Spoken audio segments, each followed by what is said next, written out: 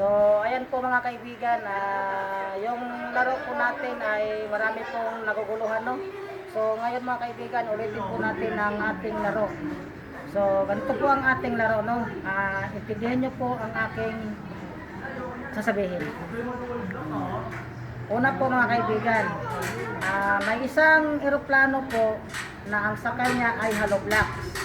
Ngayon po, 100 piraso na hollow blocks, nahulog ang dalawa. So, ilan po ang natira? Yun po ang number 1 na kasagutan. So, pangalawa po, mayroong isang napakalaking ref.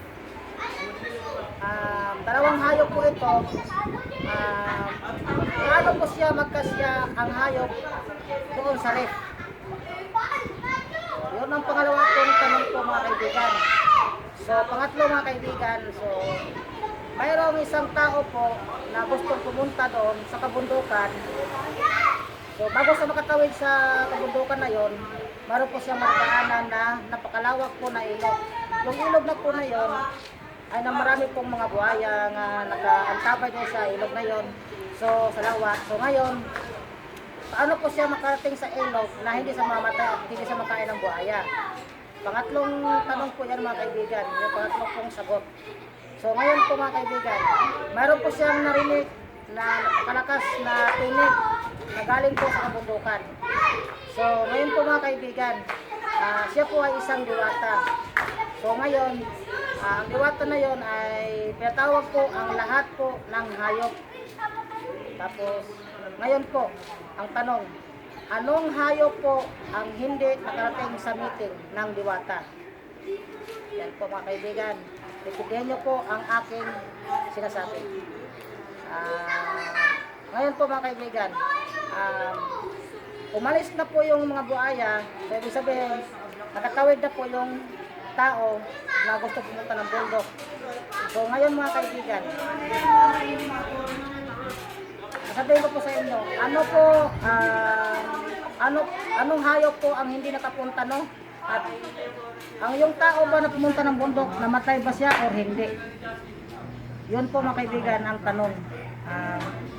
Ang tao nga nakatawid na siya ng ilog, na namatay ba siya o hindi?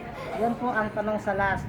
So wag niyo pong kalimutan i-like, share, and follow sa Facebook niyo po. Ayan po mga kaibigan.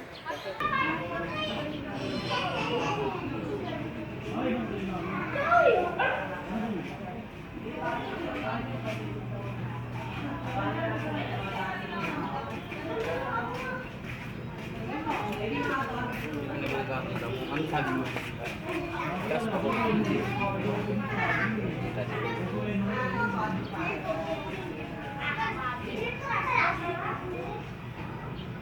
Hindi nag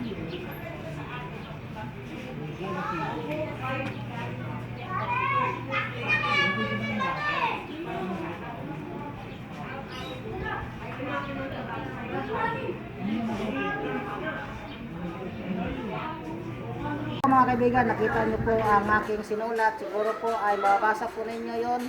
Huwag niyo pong kalimutan like, share, and follow po para hindi po ma-void kung tama po ang inyong sagot.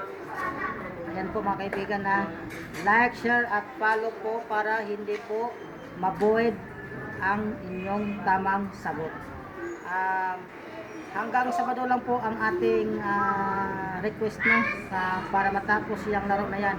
Pagkatapos po ng laro na yan, meron pang kasunod po na isa. So abangan po nyo ang aking video.